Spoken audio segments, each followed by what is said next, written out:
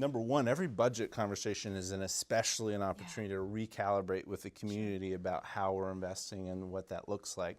However, we're at a stage right now, you folks can watch the budget presentation, they did a great job of explaining, where we're acknowledging we have some pretty significant asks coming up from an infrastructure standpoint. It was a little mysterious what all those things were. I'm not sure I got the whole... When we see a Main Street project, for example. And actually doing the construction, getting the shovel in the ground. Okay. You got it, you got it. We're looking at all of our streets right now. We're doing a capital needs assessment and planning for the future where, like many communities, we've chronically underfunded our capital improvement funds. And that's something that we're going to have to catch up on. You know, one of the conversations we have is like, what's WINOOSKI look like in 20 years, right? Right. Well, what we want to look big like potholes? Exactly. We want to be a community that's well positioned for the future, well positioned to capitalize on yes, the fact that we're doing really well and vibrant now, but that we're always going to be well positioned from a geographic standpoint. We're always going to be a really unique history with a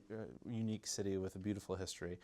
So maintaining that diversity, ensuring that we're continuing to create that vibrancy, and it's really supported primarily by that infrastructure, right? Sure. We provide the canvas, the community makes the painting. That's Nice. a really key part of government, and the thing that you have to understand first is it's about doing that. Infrastructure is a big part about how we do that. And it's very expensive. It's extremely expensive. And you know, when we have conversations with state and federal funders, that's a big critical piece that having those relationships. You know, one thing that we talked a lot about coming into the last election too was that WINOOSKI was going to take its regional place, and I'm confident that we've done that over the last 3 years. A great example of that for folks at home is engagement around the airport. We're closer to formal standing with decision-making processes in the airport than at any point in WINOOSKI's history. And I can promise that within the next 3 years, we will have some sort of formal standing in the way decisions are made there.